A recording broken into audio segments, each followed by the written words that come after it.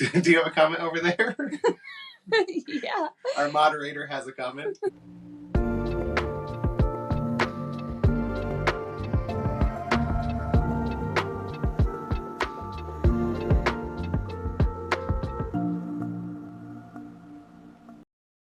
Hello and welcome back to Randomly Generated Conversations. We took a little break last week. I was sick and I figured you probably don't want me on here coughing and with a voice like this or however it is. The week before that as well, we were kind of easing into that. We had a lot going, so we only did one episode that week. But now we're back. Hopefully we're back to regular schedule again. We have some potential guests coming up over the next few episodes as well, so that should be fun. All right. You ready? Yep. You ready for this? Yes. Okay. The first topic is ancient underwater cities. Atlantis? So that's the one that I was trying to think right now as I read that. Are there any other underwater cities There are. that I know of? I don't know. Are there any? I think there are. I'm only familiar with Atlantis, though. Same here. The lost city of Atlantis.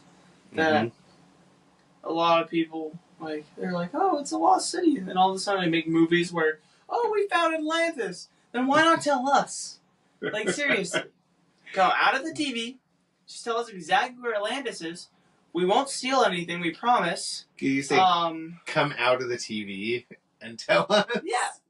Well, I'm sorry to break it to you, but sometimes movies are a thing called fiction, which means they're not real. So a lot of these movies about Atlantis, sorry to break it to you guys as well, are not real. So my life's a lie? But does that mean Atlantis is not real? What are your That's takes true. on Atlantis? So suppose it was a city, some say it was a very advanced city, others say they had superior medicine. So there's all these things about this city, and then it just disappeared. Yeah. Right? And people assume it's underwater. What are your thoughts on it actually existing? I definitely think Atlantis exists. Okay. Exists or existed? I guess that's the next part I'll let you elaborate on. I could say existed and exists because I feel like there's still remnants, but I don't feel like the entire city's still there. I feel like due to time and stuff with water, I feel like the city might have rotted and broken down. It started crumbling, even though they were super. But the civilization then exists. Civilization from Atlantis no longer exists. Yes. Is what you're saying. Okay, so I don't think they would be able to survive underwater unless they're mer people. And mer people, they could exist. Right, we don't know. We have, what is it, some 80, 70, I don't know how much percent of the ocean is unexplored. Yeah, we over here have spent a lot more time going into space than exploring something that's actually on Earth. Right. We're exploring something that's not connected to us than our own planet. Yep. So we know more about the cosmos than we do what's in the bottom of the ocean. So technically there could be a Kraken, there could be sea monsters, there could be anything down there. There could even be an Atlantis. There could be a crack in the bottom of the ocean. Okay, sorry. That was bad. So then another question going into that is, a lot of times it's portrayed of Atlantis. I mean, yeah, sometimes you'll see Atlantis as a civilization existing underneath, kind of has this bubble dome or whatever protecting it. Mm-hmm. But other times it's portrayed as a underwater city of mer people. King Triton and whatever as the as kind of the leaders and mer people existing in Atlantis. So in that portion, it almost makes it seem like Atlantis existed and originated under the water. Yeah. So is that the case? Or was it on land prior and then sunk into the water? And if that's the case, then did the people evolve or adapt through their remarkable understanding of science and medicine that's how they became mer people and adapted that way? Or did it always exist under the water? And what type of people would live there if somebody lived there today? I think it did exist on land. Like, I think Okay. it might have, and then it fell in the sea. And I was going to say they de-evolved because people think we evolved from fish. Okay, Well, they devolved. maybe they're Devolved. What's the correct term of that? De-evolved, devolved. What's the? I don't know. Okay. Like, that one's a weird term. That one, like, I never put too much thought into that. Right.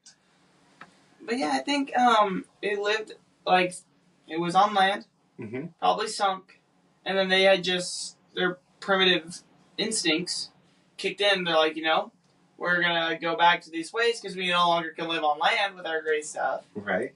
And so, if they were technologically advanced, I would think they would also go and try to figure out a way to live under the water.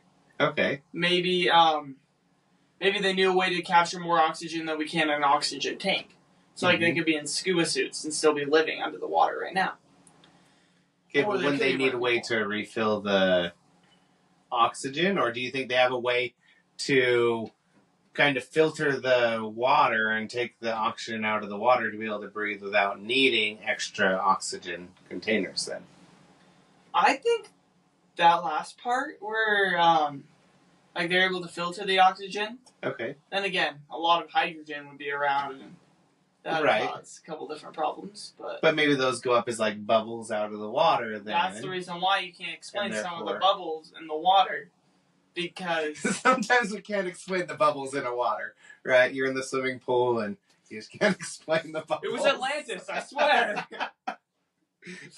They just need oxygen. It's fine. So what about a molecular barrier of Atlantis? You have Atlantis underwater, but yet the portion where they exist is not water. So as the water comes up against this barrier, the oxygen goes out and the hydrogen then comes up as a bubble or whatever. But it kind of works as a filter to take the oxygen out of the water in this molecular barrier. Mhm. And so therefore they exist there and they have oxygen and everything. And if it can then protect against the water and they have growing plants and everything, they also have another renewable source of oxygen. Because if they didn't have something to absorb their carbon dioxide or whatever it is that they're exhaling, it's not carbon dioxide, is it? It's whatever it is we exhale. It is carbon Okay. dioxide. And so Inhale CO2.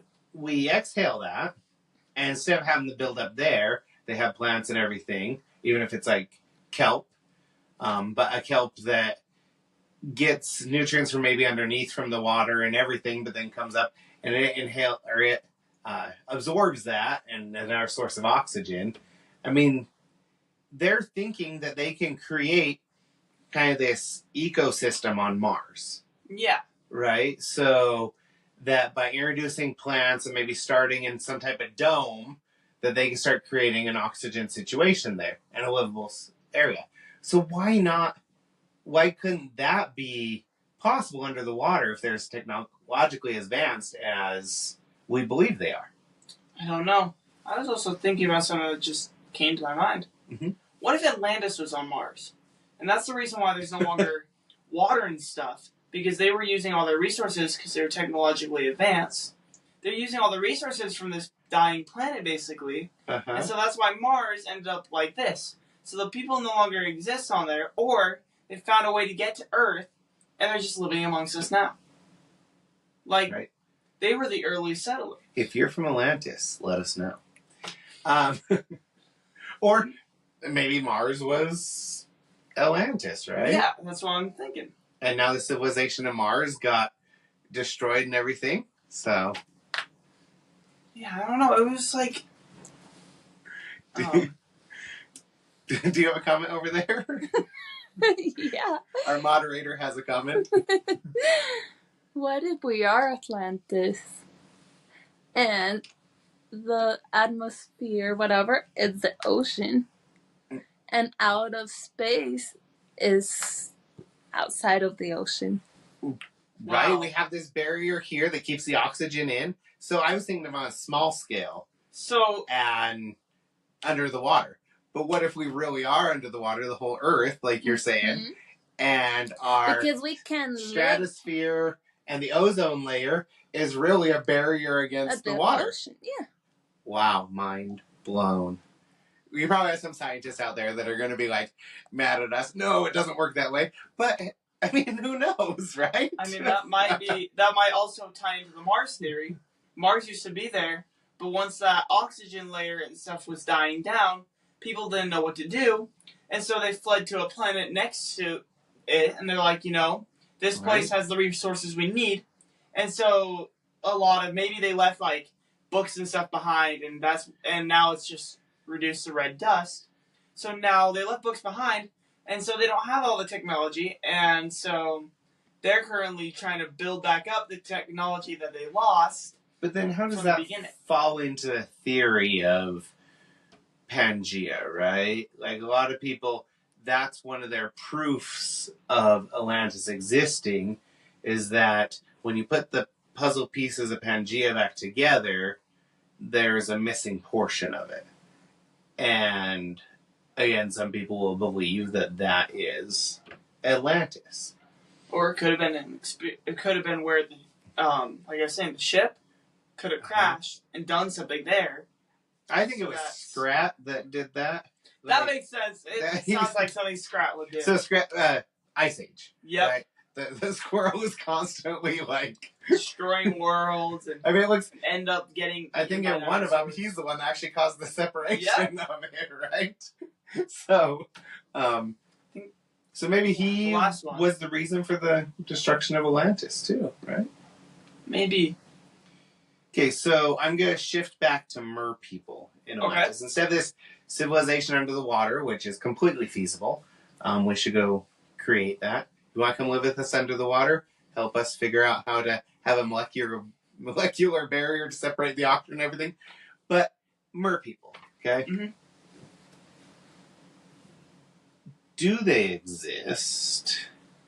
In your opinion, again, we have this 70, 80s, whatever it is, % of the ocean that hasn't been explored. Could they exist? And would they look like they're depicted in, I'll say, like Disney style animation, or like what we have today? Or would they look more like they were depicted in mythological drawings? Again, and if they didn't exist, then tell me, why did they exist, or why are there mythological records dating back thousands of years of pictures or tales of mermaids? I think they exist. Like, I think we don't even know a lot of the creatures that are down the sea. Uh-huh. So, I wish I could, like, find an unknown creature and name it, like, off of myself or something like that. Because... Okay, that'd be a weird name for a creature. No. Off of myself. No. But, like, not, like, my full name. But, like, a different way of... Right, so if you, like, found a fish and you named it Bass. Yeah. No. I mean, there are fish named Bass. Right. But if I were to name it, like...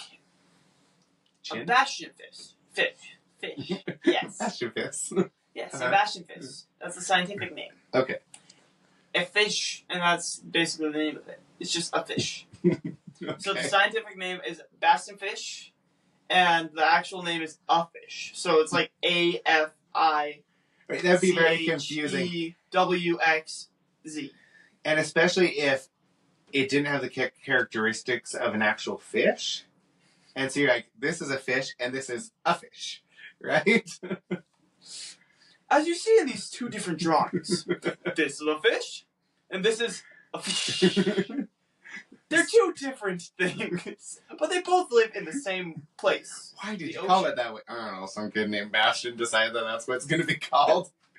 I think if they did exist, they don't exist how they're depicted today. Yeah. Right? I can't stay in the water more than 10 minutes without turning into a prune. So to think that they're going to have this nice, luscious skin. That's not going to work, right? They're going to look like a shriveled up prune. Right. It's a prune with a fishtail.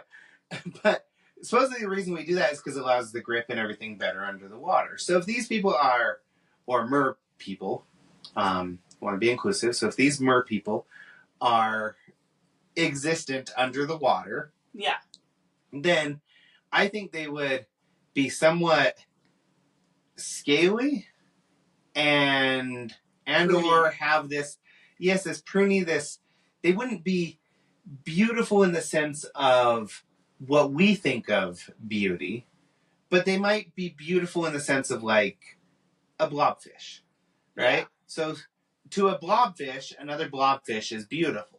Yeah.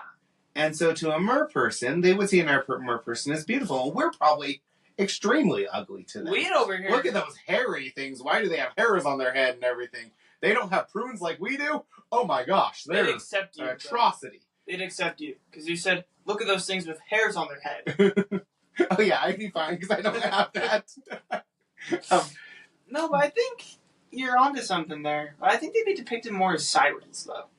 Like, not like... Right, that's... Like the depiction of, like, a siren where they're, like, the ugliest looking things, but, like, they make themselves look like something else. Right, with their voice and everything else, they can attract the sailors that's to their doom or whatever. But I don't think they would look a lot like us, even if they had some of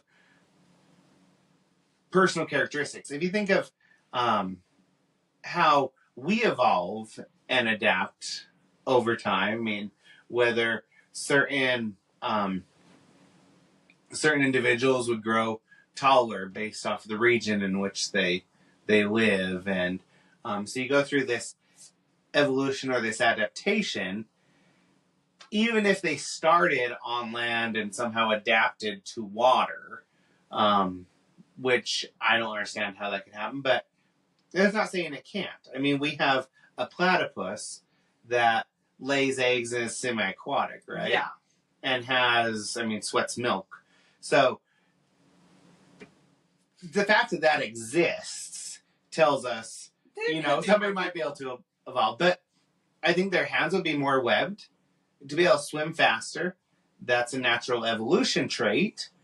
And then the pruniness and everything to be able to grip things under the water. I think they will look completely different, even from these interesting images we see back from thousands of years ago of what they depicted them as.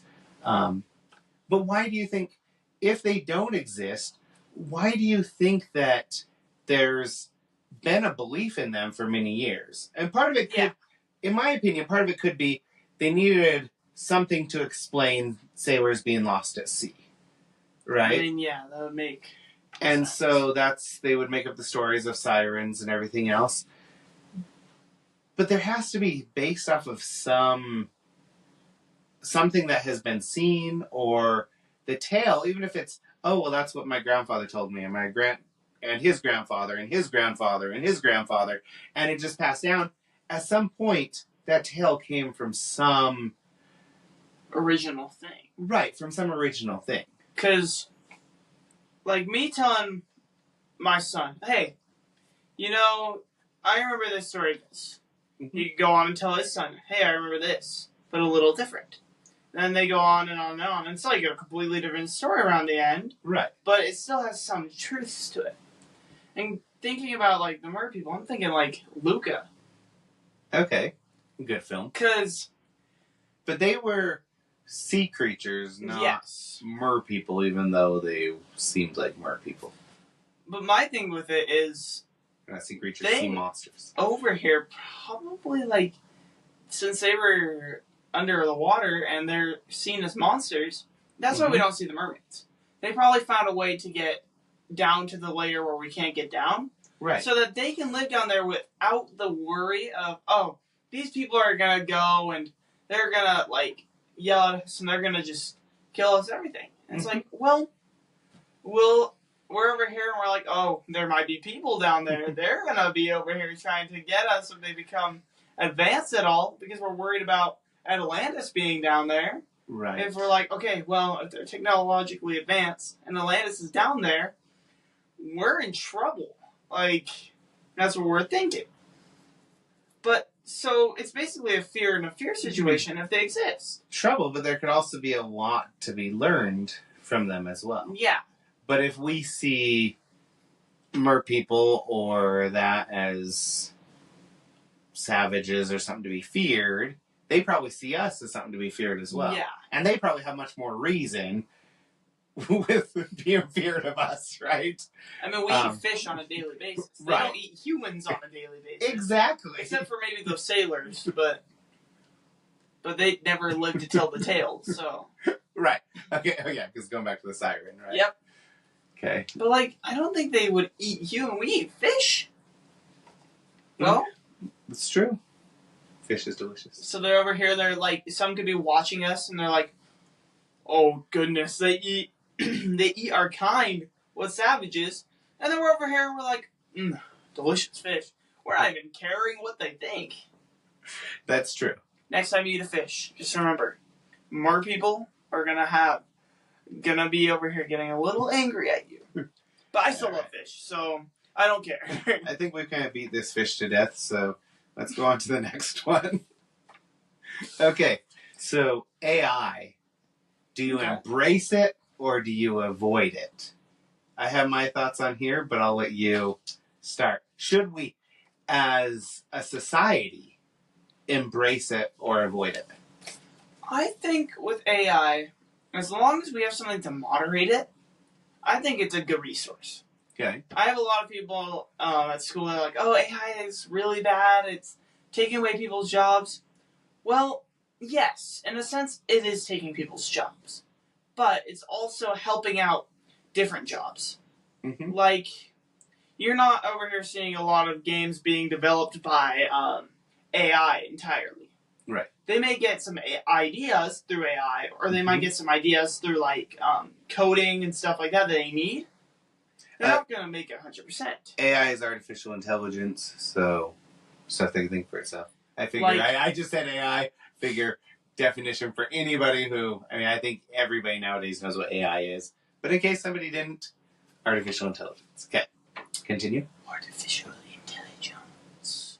I think when I hear the argument that it's taken away jobs or has the potential to take away jobs, Yeah.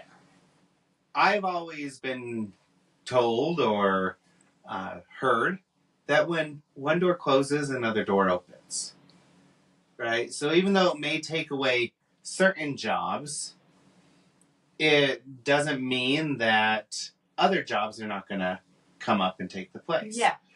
Throughout history, there's been advancements in technology that has been the worry that's going to take away jobs. Right? And has it?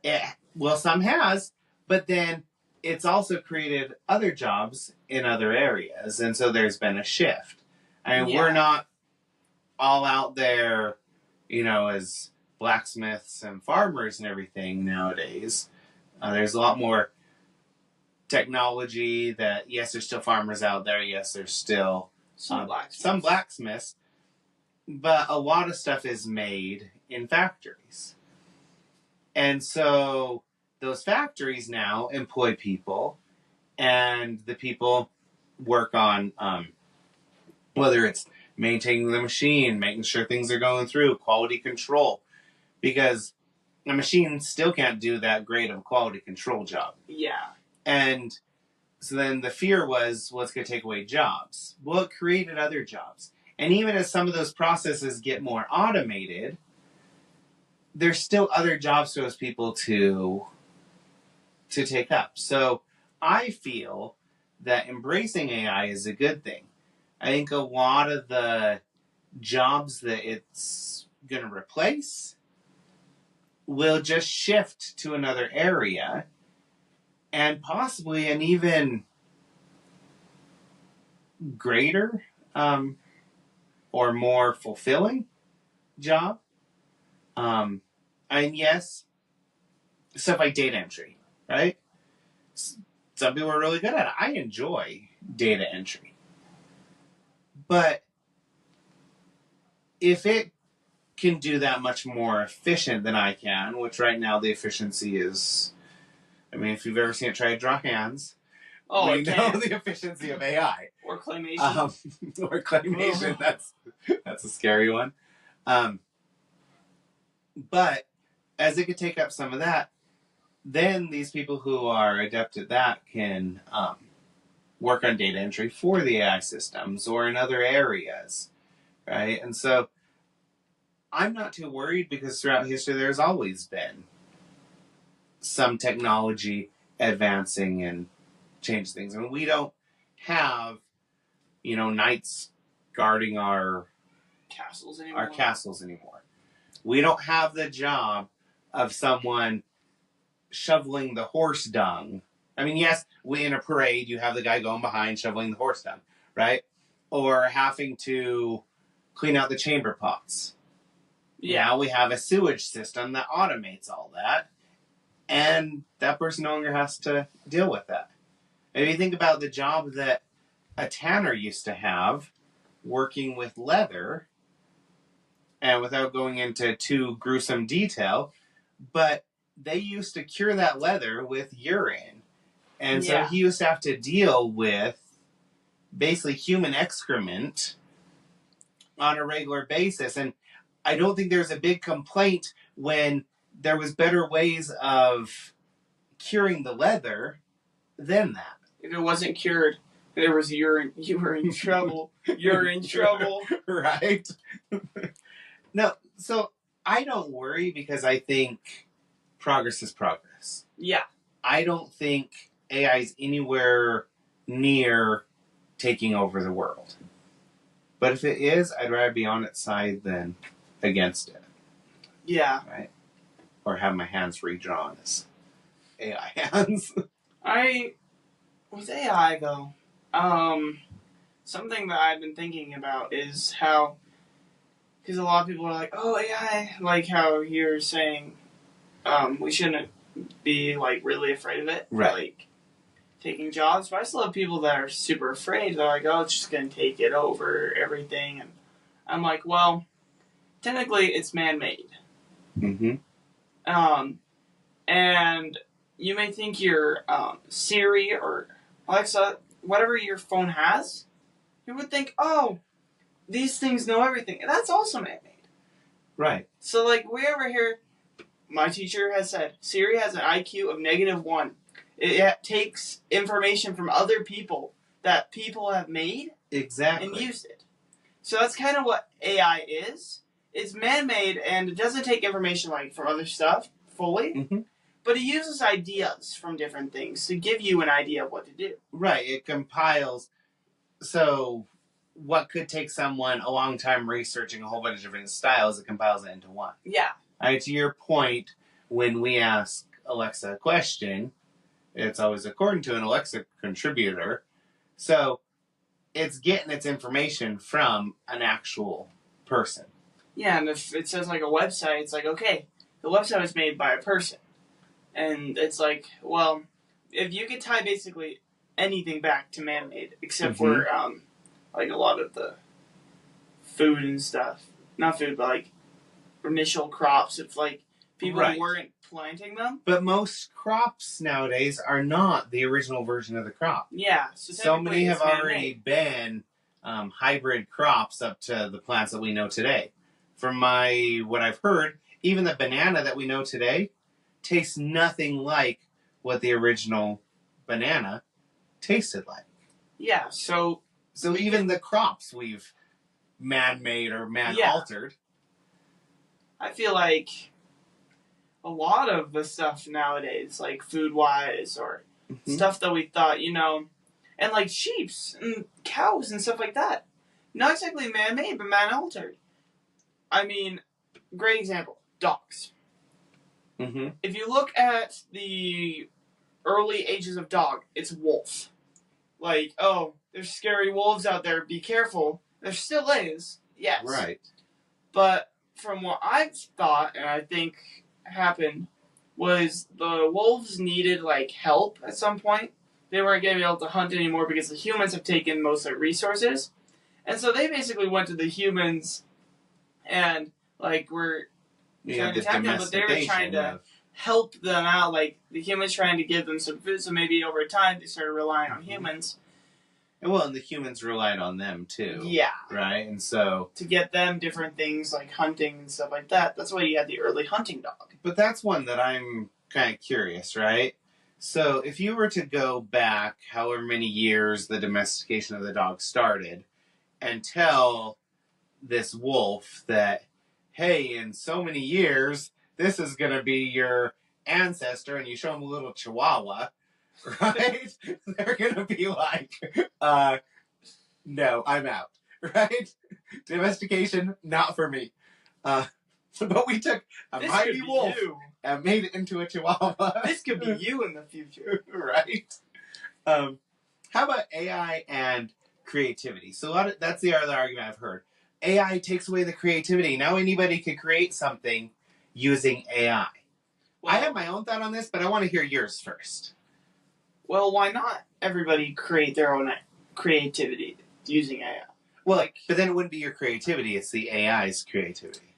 Is what they're creating it the idea off for it. Of the AI. Okay. Because my thing is, yes, AI has its own creativity, can do whatever it wants, but sometimes, so there's a text like art generator. Okay. It's your creativity. You're just putting it into the AI to draw it for it. Okay. You over here, okay, I want to see a cat with dragon wings and bug eyes and maybe some dog ears. It's just you put that into... That's my next prompt. You just put that... drawing competition.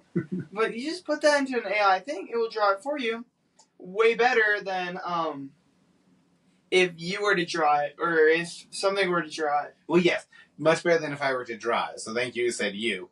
An artist couldn't do that. Yes. But I don't have access to an artist 24/7, and if I want to have an image of something to use for something or a reference point, instead of going out there and trying to find an artist, hey, can anybody draw this for me? And it's probably going to take time.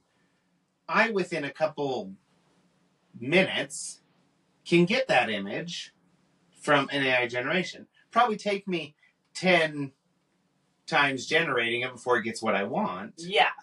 But I can get it there. And it's based off something that I visualized in my head. And that's kind of what you're getting with. Was you still had the creativity. You still wrote the prompt. Yep. To bring that up. And that's how I see it as well. I think instead of AI just taken away from creativity, I think it's a huge tool for expanding upon your creativity. So, such as ideas is, I wouldn't use AI to write a book for me. Yeah. But if I'm writing a book and I get writer's block and I'm stuck on a point, I could go to it for ideas. Hey, here's what I have. Give me some ideas here. And I probably won't use their ideas verbatim. But it gives me that extra thought, kind of a sounding board, where that's the whole thing with groupthink. Or not groupthink, but like, that's the whole thing with a group activity. Yeah. Is so you could get those different ideas. And it gives you that, but instead of having access just to the people right around you, it's taking information from millions of things out there, analyzing it, and giving what it thinks best applies to you, and then you get to decide how to utilize it. Yeah. So I still think there's an element of creativity used when using it. If you use it for the full creation of everything... That's not really creativity. Right. It's just... So, like, even with music, right? You can distinguish AI music versus other music. Yeah. But that doesn't mean it doesn't create good music. But you have to go through, you have to be very specific about the prompt, about what you want. A lot of the lyrics you have to create, or it's going to create kind of nonsense lyrics. So you work with the lyrics. Maybe use AI a little bit to boost up those lyrics, and then put it in there and describe exactly what you want. And it may not give you a perfect thing, but it gives you something that you can work with without having to understand chord structure and progression and everything else. And now people can create things. And there's always going to be a difference between the AI generated and what artists are actually making. There's always going to be still a bias and a preference towards artists, and that's good. But to my point, it allows people who have wanted to create something that may not be as gifted to be able to do it still. Yeah. And it's not taken away at all from the creativity of these other individuals. That's my take on it. But I can see how people can see it the other way around, too. Yeah, I can see how they're like, yeah, it's just taking away anything creative. You over here, like, why do you use AR? It's not good. It's just gonna give you something bad. There's so many different ones out there. Uh-huh. Your really bad ones are gonna be your free ones. Because... I don't know. Some actually don't do as bad. I mean, some of these paid ones are... It really, I think, comes down to the type of it. The prompt in general, right? I mean, if you're specific enough, you usually get it to do whatever you want. Sure. But yeah, I think, yeah, along those lines, like, I could barely draw stick figures. Same here. So, me drawing that, what was your example? A cat with dragon wings, bug eyes, and dog ears would look just like a stick figure on all fours. With some sticks coming out of its back, right? Are those spikes or those wings? I don't know. And so, for me, I find it beneficial to actually get what I'm visualizing up here into an image as opposed to just a stick figure. Yeah. So, we should start having AI write our script for this show, right? Just kidding.